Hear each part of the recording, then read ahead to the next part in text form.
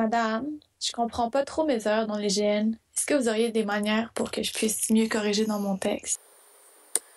Un groupe nominal, appelé aussi GN, est formé d'un noyau qui pourrait être accompagné d'une ou de plusieurs expansions. Dans un groupe nominal, le noyau est toujours un nom. Un groupe nominal est constitué d'un nom, noyau, précédé d'un déterminant, pour les noms communs, et éventuellement précédé ou suivi d'un adjectif qualificatif. La règle générale est qu'on accorde le déterminant et l'adjectif qualificatif en genre et en nombre avec le nom auquel il se rapporte. Par exemple, dans le groupe nominal, leur futur mort. Futur prend un E, car mort est au féminin. De plus, dans le GN, nous avons visité ces châteaux. Le nom château est au masculin pluriel. On accorde donc le déterminant démonstratif au masculin pluriel. Dans le groupe du nom, nous avons visité les magnifiques châteaux. Le nom château est au masculin pluriel. On accorde donc l'adjectif au masculin pluriel. L'adjectif qualificatif s'accorde quelle que soit sa place dans le groupe nominal, devant ou derrière le nom, ou même mis en apposition. Dans la phrase « Entraînés depuis l'enfance, les rois sont des chasseurs passionnés », entraîné est apposé au nom roi et s'accorde donc au masculin pluriel. Et l'adjectif passionné s'accorde avec le nom chasseur qui est masculin pluriel. Quand il se rapporte à plusieurs noms de genres différents, le masculin l'emportant sur le féminin, il prend le genre masculin et se met au pluriel.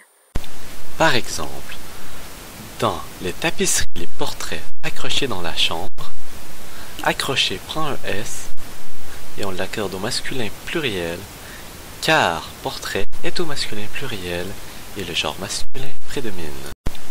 Quand l'adjectif se rapporte à plusieurs noms de même genre, il prend le genre pluriel. Exemple. Les rois et les personnages venus à Chambord, roi et personnage sont masculins, donc l'accord se fait au masculin pluriel.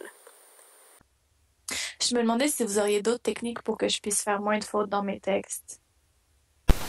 Je vais te demander de trouver une technique d'autorévision qui subviendra à tes besoins.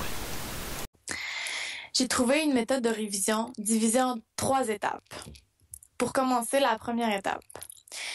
Je ferai une lecture globale pour me remettre en tête l'ensemble du texte. L'étape 2 vise à enrichir mon texte tout en améliorant sa lisibilité. Il faut que je varie la structure de mes phrases et clarifie davantage mes propos. Donc, j'assurerai la cohésion de mes phrases qui me permettra d'atteindre une meilleure clarté.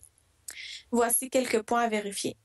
Phrases et groupes syntaxiques liés, structure des phrases est liée, reprise de l'information sont justes et variées, il y a cohésion entre les phrases, structure des phrases est correcte, la ponctuation entre les unités syntaxiques est adéquate et les pronoms sont correctement choisis.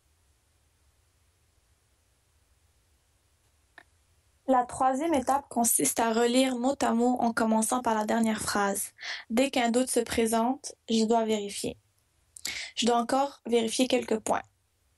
Que le mot choisi convienne au texte, que le mot existe selon le sens entendu, les accords sont corrects dans chaque groupe du nom, que mes verbes sont correctement accordés et conjugués et que mes participes passés sont correctement accordés.